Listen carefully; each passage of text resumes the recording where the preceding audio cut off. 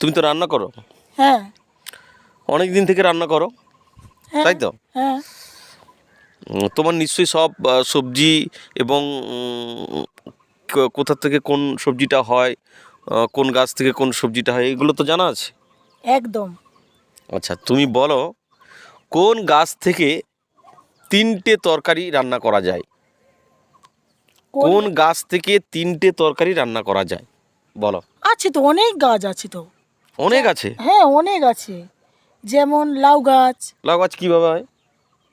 লাউ ডাঁটাও খাওয়া হয়, লাউ তরকারিও খাওয়া হয়। আর কি? ও দুটা হইলো না? দুটা তো ওটা। আচ্ছা আচ্ছা, যেমন আছে কলা গাছ। কীভাবে বলো?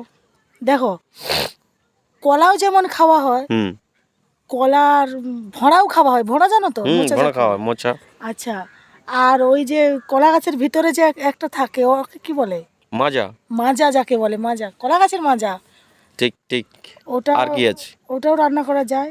যেমন এটাই তিনটে হলো, কি আরও বিভিন্ন রকমের কলার তরকারি হতে পারে। আচ্ছা আচ্ছা, বৈতাল, যেমন বৈতাল খাড়ার চচ্চড়িও যেমন হয়, আচ্ছা বৈতাল ফুলের পকোড়াও হয়, আবার আচ্ছা বৈতালের ঘন্ট হয়, বিভিন্ন রকমের আচ্ছা। হয়। বৈতাল খাড়ার রান্না হয়, হুম, বৈতালের রান্না হয়, বৈতাল ফুলেরও রান্না ফুলেরও করা, পকোড়া হয়। পকোড়া হয়। হ্যাঁ, তার মানে অনেক কিছু তোমার আছে। তাহলে অনেকগুলো জানা আছে, তাই তো? হ্যাঁ, একদম ঠিক। তো আমার জানাশোনার মধ্যেই ছিল কলা গাছ। সত্যি নাকি? হ্যাঁ, আমার জানাশোনার মধ্যেই ছিল কলা গাছ। তো তুমি বলতে পারছো, এটা খুব ভালো লাগছে। কারণ দেখো, এটা কারণ খুবই সাধারণ প্রশ্ন। কারণ আমরা তো রান্নাবান্না, না, মেয়েরা তো এতে এক্সপার্ট হ্যাঁ হবেই, যেহেতু রান্নাবান্নার রান্নাবান্না করে। কাজ নিয়ে থাকি তো, কোনটা কি দিয়ে কোনটা রান্না হবে এটা কিন্তু পারবো, অন্যটা না পারলেও এটা কিন্তু পারবো 100%। ঠিক ঠিক ঠিক ঠিক। ঠিক আছে, এমন ধাঁধা চাইলে আমাদের পেজটাকে ফলো করতে পারো এবং আমাদের সঙ্গে থাকতে পারো।